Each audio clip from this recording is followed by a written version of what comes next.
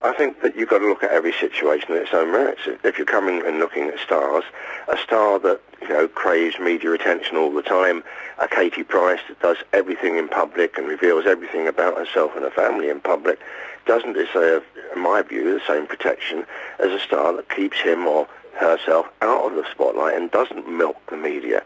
Every situation's got to be looked at its own merits, Nicky, but the only way it's going to happen is to get a press complaints commission that is really that independent, strong, and able to curb the excesses of the media. So before they destroy someone's life, they've got to go to these people and show that it's in the public interest. And if they can do that, they can publish, and if they can't, they can't.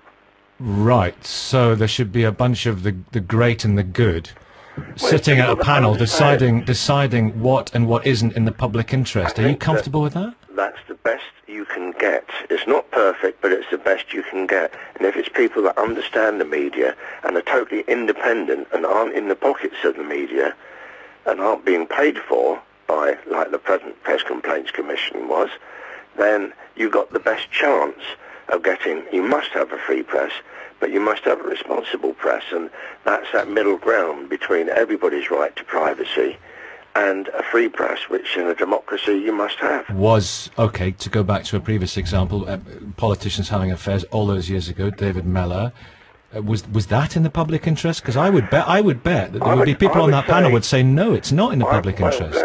My view very much was this: if you are a politician lecturing the public about family values... Was he lecturing the public about family values? Yes, and back to basics. That was a big part of the major government at that time.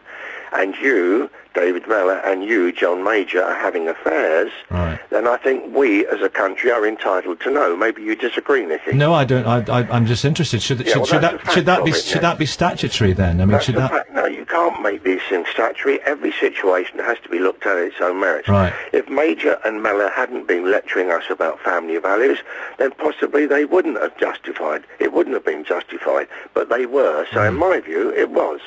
Double standards. Yeah, a lot of people will say absolutely. What about the practices? What about the hiding in the bushes, the not necessarily the phone hacking, but you can only justify it if it's a matter of national security, if you're exposing corruption in high places, if you're exposing paedophiles or activities that we should all know about and we should be brought out into the open. You can't justify it for checking if this star is getting his leg over with this person or this figure's at it with this choir boy or whatever, in my view.